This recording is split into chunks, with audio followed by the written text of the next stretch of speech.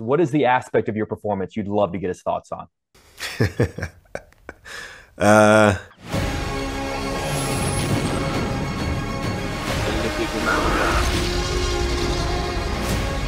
Where we're going, we don't need roads. Kingsley, good to see you again, sir. How are you? let's say good to see you again. Seriously, thank you for taking the time. You are absolutely flawless in this, man. So I really do appreciate you. I'm going to start with what is a big question. I was wondering if you could imagine sitting in a movie theater with Bob Marley, watching this film together, and when it's over, you lean over and you go, "Okay, what did you think about how I did this? What is the aspect of your performance you'd love to get his thoughts on?" uh, I often thought, what would Bob think? With each scene we shot, I would think, I wonder what Bob would think of this scene, and then that would lead me to, how if Bob was in this scene, how would he say it? Is this how he'd say it? So it was kind of part of the process was all of us thinking about Bob and what he would think if he was watching over us.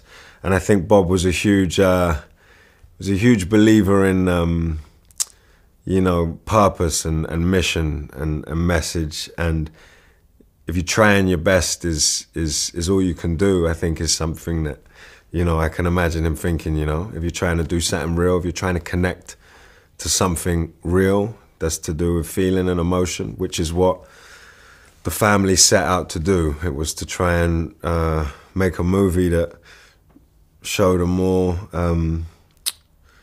showed part of Bob's humanity and his vulnerability, and that he was a man from the ghetto who struggled and had his own suffering, and so I don't know. I got a lot of questions for Bob.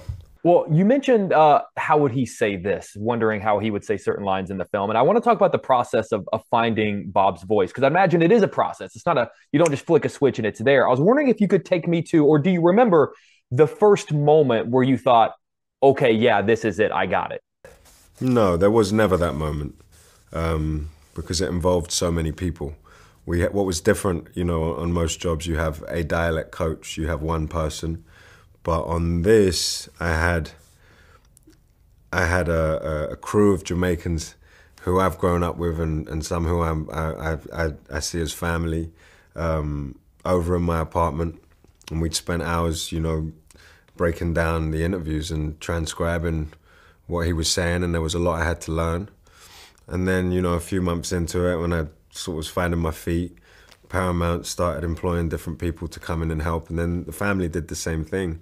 And so we had Auntie Faye, and we had lots of experts in Frederick Cassidy, which is a Jamaican patois dictionary in English, and yeah, it took a whole community to find it, because there's the Jamaican patois, but then there's the way Bob spoke, and it was about trying to find both of those. But every scene we went through, with a microscope, and I needed to double, triple, quadruple check everything. And even on the last day, we'd be there and we'd be listening to Bob, and I'd say this, I think he'd say it like this. And so it was a process. Wow. Well, I'm going to cut you loose because I have to talk about the fact that correct me if I'm wrong, you sang live. You learned to sing for this performance. And I believe that the performance, the final what we see in the film is a little bit of a blend of your vocals with Bob Marley's sort of archival recordings, but you're singing on set and we can hear your singing in the film. I was wondering, this might be a controversial question. Do you believe as an actor, if you are going to take on a singer for a biopic, that you should at least make an attempt to sing live, as you did? Well, I sung purely because I wanted to understand what it meant to be a musician. That Bob spent his life playing the guitar and writing songs and singing. Would be like playing, to not try would be no different to playing a footballer and never kicking a ball. So I really wanted to learn to sing so I could kind of try and understand more what it was that he did every day. It was always said that most of this film was going to be Bob's voice, his original stems, and that the family, Stephen and Ziggy, were going to come in and do some of the more acoustic stuff. So I purely learned to sing for myself.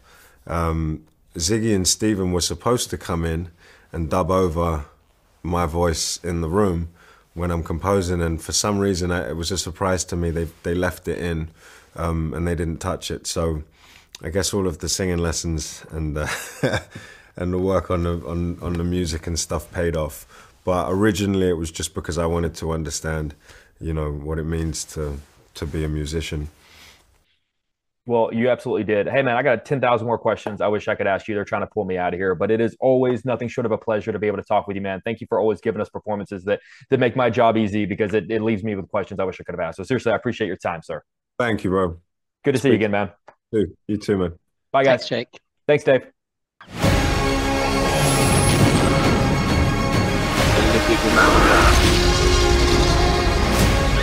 Where we're going, we don't need roads.